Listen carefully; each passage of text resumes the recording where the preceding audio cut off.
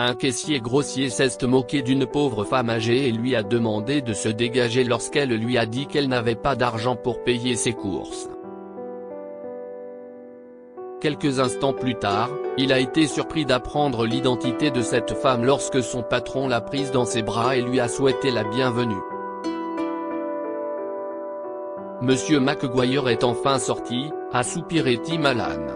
Je pourrai enfin avoir mon hamburger après en avoir fini avec cette vieille dame. Tim a commencé à travailler comme caissier dans le magasin situé à la périphérie de la ville il y a 2 mois. Le magasin appartenait à Lucas McGuire, un homme d'affaires autodidacte, célèbre dans cette partie de Littleton, Colorado. Le caissier a supposé que son patron avait déjà quitté le magasin pour déjeuner, et il a donc été impoli avec une cliente âgée qui était la dernière dans la file d'attente à la caisse. Il ne se doutait pas que les yeux de son patron étaient rivés sur son effroyable manège. Ce qui s'est passé ensuite est une leçon pour tout aspirant à un emploi qui souhaite travailler dans le magasin de M. McGuire. Lucas McGuire, 40 ans, avait commencé comme simple chargeur dans un magasin il y a 20 ans. Il est ensuite devenu caissier, puis gérant du magasin dont il est aujourd'hui propriétaire. Il savait qu'il fallait travailler dur pour atteindre le succès et la célébrité. Lucas n'avait personne et a été élevé dans un orphelinat. Bien qu'il ait gagné assez d'argent pour vivre une vie de roi, il se souvenait souvent de ses humbles débuts. Lucas était toujours reconnaissant au Tout-Puissant de l'avoir comblé en toutes choses.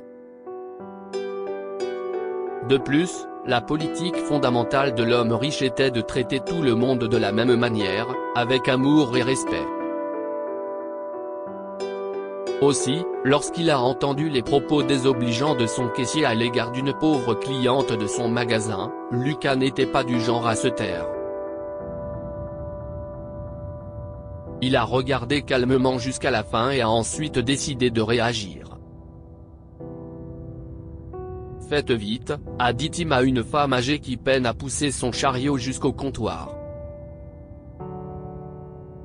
Pourquoi faites-vous plus de courses que vous ne pouvez en porter ?»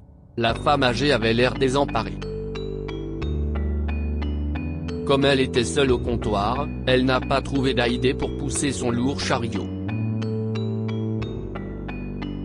Elle a cherché le chargeur qui l'avait aidé à le déplacer dans la file d'attente, mais il n'était pas là. Elle a alors regardé Tim et lui a demandé s'il pouvait l'aider. « Écoutez, je suis caissier, pas chargeur, madame. Je suis payé pour contrôler les achats des gens.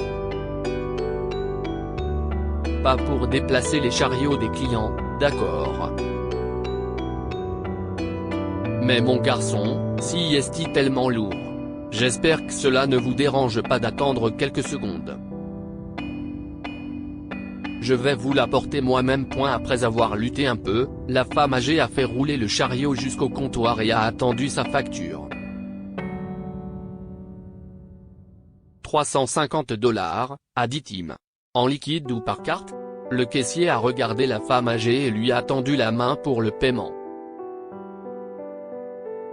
Faites vite, voulez-vous? J'ai du travail. À ce moment-là, Lucas venait de sortir de son bureau, à l'autre bout de la caisse. Il a entendu le caissier crier sur la pauvre femme et s'est arrêté. « Qu'est-ce ce qu'il y a, madame? Qu'est-ce ce que vous fouillez dans votre sac?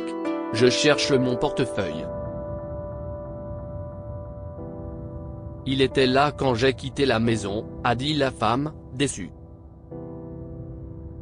« Je n'arrive pas à le trouver maintenant. Écoutez, madame. Si vous n'avez pas d'argent, pourquoi êtes-vous venu ici? Si est un magasin, pas une association caritative, » a crié le caissier. Lucas, choqué, a tout entendu. mais il a décidé de rester calme et d'attendre la fin. Je suis désolé. Il doit être sous ma Bible. S'il vous plaît, donnez-moi une seconde, s'est écriée la femme âgée. Mais elle n'a jamais retrouvé son portefeuille dans son sac. Jésus crie, « Sauvez-moi. Qu'est-ce ce que je vais faire pour les courses ?» a-t-elle sangloté. Et ce portefeuille, c'était celui de mon défunt fils. La pauvre femme âgée pleurait en pensant à son portefeuille. C'était l'un des rares souvenirs qu'elle avait de son défunt fils, et elle était effondrée de le voir disparaître. « Arrêtez de faire du cinéma », lui a crié le caissier. « Les gens comme vous ne devraient pas venir dans des endroits comme celui-ci. Allez vous faire voir. Et arrêtez de me faire perdre mon temps. » C'est à ce moment-là que Lucas a perdu son sang-froid. Il se faufila derrière le caissier et est resté là, tandis que la femme âgée le regardait avec incrédulité. « Pourquoi restez-vous encore là? Vous ne m'avez pas entendu? Dégagez !» a encore crié le caissier. « Madame Elliott ?» Lucas s'exclama de joie et serra la femme dans ses bras. « Cela fait longtemps que je ne vous ai pas vu. » Le caissier a sursauté lorsqu'il s'est retourné. Il a fait comme si de rien n'était. Ses mains tremblaient et ses yeux s'écarquillaient de choc et de peur. « Venez avec moi et achetez tout ce que vous voulez. Vous n'avez pas à payer un centime pour quoi que ce soit, Madame Elliott. »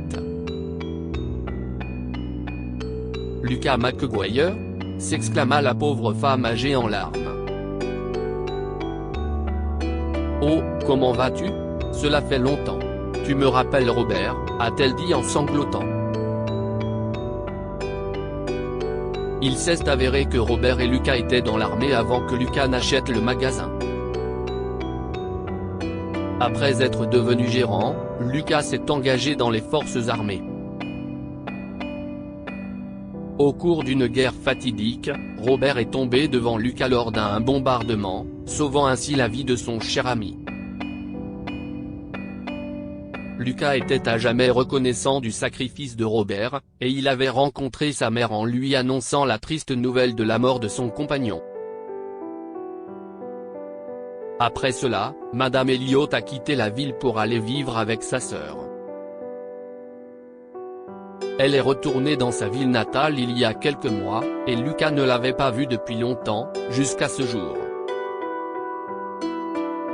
Furieux du comportement de son personnel à l'égard de la mère de son défunt ami, Lucas se dirigea en trombe vers le comptoir après avoir laissé Madame Elliott dans l'allée. Tim se tenait là, pâle et effrayé. Je suis désolé, M. McGuire. Je ne savais pas qu'elle vous connaissait. Mais Lucas bouillonnait de colère. Sortez d'ici. Vous êtes viré. Sortez, tout de suite, a-t-il hurlé à Tim. Tenez, prenez votre salaire et partez. Dégagez. Tim est précipitamment sorti de la caisse, son avenir étant terminé. Lucas aida Madame Elliott à faire ses courses et la conduisit chez elle. Bien qu'elle lui ait proposé de le payer, il a refusé d'accepter de l'argent de sa part. Ce n'est rien comparé au sacrifice que votre fils a fait pour moi.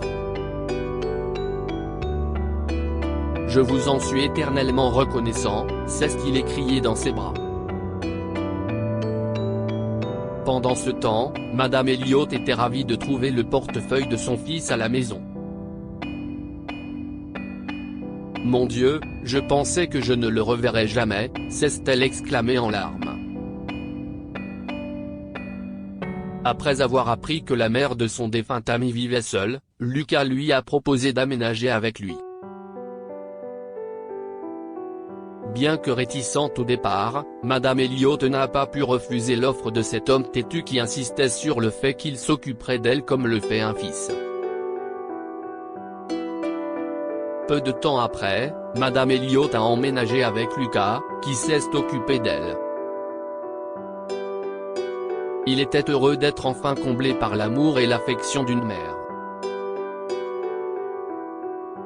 À partir de ce jour, Lucas s'est également assuré de n'embaucher que du personnel qui répondait à ses critères et qui savait respecter tout le monde, quel que soit l'âge ou le statut. Que pouvons-nous apprendre de cette histoire? Soyez gentils et respectez tout le monde, car vous ne savez peut-être pas à qui vous parlez. Le caissier a crié sur la pauvre femme âgée lorsqu'elle n'avait pas d'argent pour payer les articles qu'elle avait achetés.